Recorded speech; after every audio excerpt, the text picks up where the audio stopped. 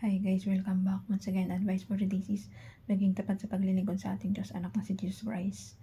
So, kung may matatag ka pananalig sa ating Diyos, anak na si Jesus Christ, so maiwasan mo yung gumawa ng masama. Puro lang kabutihan ang gagawin natin sa ating kapwa-tao. Tumulong sa mga nangangailangan, mag-advise sa mga naligaw na landas, kung may mga taong na daganan sa lindol, baha, sakuna, calamity, yan, tulungan po natin sila.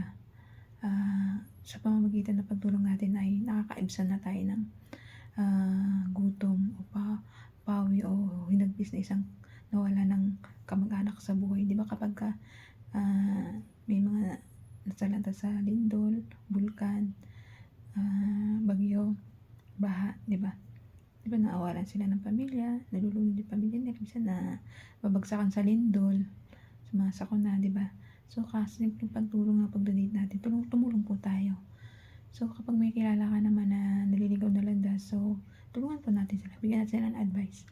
Pero kapag ayaw nila, pasa Diyos na lang natin yung mga tao na yan, na nambubuli sa'yo, minsan, pag gusto natin mga nang-aapi sa'yo, nang-aasar, naninira sa'yo, nagtatraitor sa'yo, ano na lang natin yan, pa sa Diyos, tsaka lalo na yung mananakit sa'yo.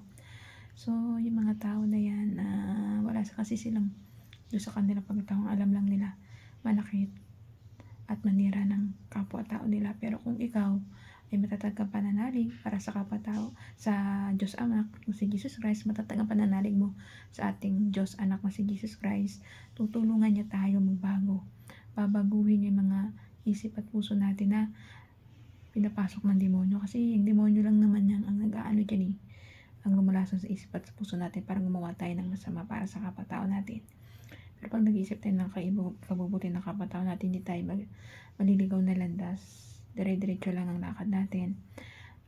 Kumbaga, dire-diretso yung pananalig natin sa ating Diyos, anak na buhay na si Jesus Christ. Patatagin natin, pananalig natin, pananampalataya, parati tayo magdasal, tumulong sa kapwa-tao ng unconditionally. Wag tumulong kasi ang pagtulong ay malaking point na po yan doon sa atin, sa paggawa natin ng kabutihan dito sa lupa.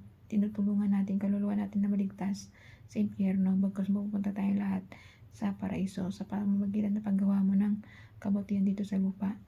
At wag ko na rin po gagawa ng masama pag once na nagbago ka, tinalikuran mo yung mga mali mong gawa, tsak na tsak sama-sama tayo mapupunta sa paraiso na kasama ating Diyos Anak na si Jesus Christ. Kaya ikaw, habang maga pa, habang may pagkakataon ka pa, magbago ka na. At yung mga tinalikuran mong maling gawa, at huwag na balikan pa kasi mas masalo pa ang ibabalik sa'yo ng ating Diyos Anak na si Jesus Christ. Tuturuan ka niya ng